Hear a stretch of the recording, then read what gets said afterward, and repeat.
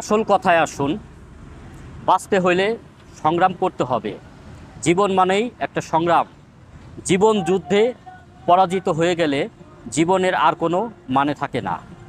তো যারা 90 সালে, 95 সালে, 2000 সালে ব্যাগ ভরে বাজার করছেন, তারাই একমাত্র জানেন আমি যে কথাগুলো বলতে চাইতেছি। আপনি কি কখনো ইলিশ মাছ পিস হিসাবে কিনে খাইতে পারছেন, বা পিস হিসেবে বাজারে বিক্রি হয়, এটা কি আপনি জানেন? আশা করি বর্তমান যারা যুবক হয়েছেন বা বর্তমান যারা বাজার করেন তাদের কাছে এটা স্বপ্নের মতো।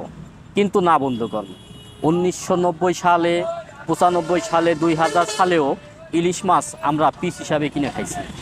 তখনকার পিস ছিল কত জানেন? শুনলে আপনার মাথায় হাত দিয়ে বসে চিন্তা করতে থাকবেন যে আমরা এখন কোন বাংলাদেশে আছি।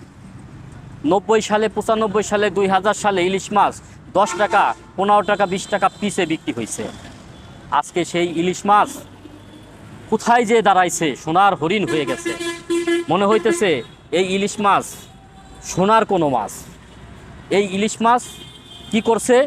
ডিজিটাল যুগ করে এখন কেজিতে বেচা ধরছে। আর কয়দিন পর দেখবেন তোলায় তোলায় বিক্রি করা হইতেছে। অর্থাৎ স্বর্ণ যেমন তোলায় করে বিক্রি করে, ঠিক তেমনি এই ইলিশ মাছও দেখবেন তোলা হিসেবে বিক্রি হইতেছে। কারণ আমরা একটা সময় 90 এর পরে যারা আরও আগে তো কথাই ছিল না, আমরা 90 সালের পরে 95 সালেও দেখছি যে আমাদের ফরিদপুর বাজারে ইলিশ মাছ ঝাঁকায় ঝাঁকায় নদীতে ফেলাই দিছে, বিক্রি করতে পারে নাই।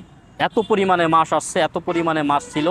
যদিও তখন এত কোলেস্ট্রল, এত রাখার আধুনিক কিছু ছিল না, কিন্তু তখনও মানুষ ভরপুরভাবে ইলিশ মাছ খাইতে পারছে 15 টাকা, 20 টাকা দিয়ে। আর ডিজিটাল যুগ আসার পরে এই যে কেজিতে মাপা ধরলো, এই কেজিতে মাপা ধরার পরে 60 টাকা, 60 টাকা থেকে 80 টাকা, 120 টাকা, 200 টাকা, 300 টাকা, 400 টাকা, এখন 1000 টাকায়ও পাওয়া যায় না। তাহলে সেই 15 টাকা, 20 টাকার সেই নদীর মিষ্টি মাছই, সেই একই মাছ, কিন্তু সেই একই ঘ্রাণ নাই। কেন ঘ্রাণ নাই?